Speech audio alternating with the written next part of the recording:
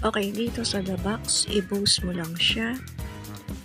Okay, boost mo from common to rare, then mythic to legendary.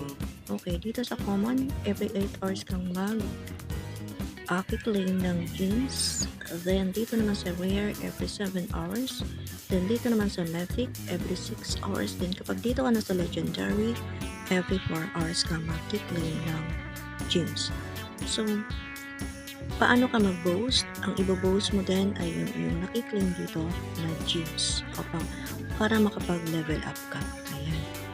Then, kapag pinindot mo ito dito, then mapupunta ka na dito kung saan mo isa-swap ang iyong gems. Okay.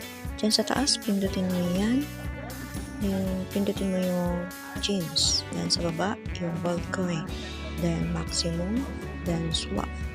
Then kapag swap mo na yan, madediretso na yung iyong gold coin sa iyong gold up wallet. Then pwede mo na siyang i-withdraw. Ayan.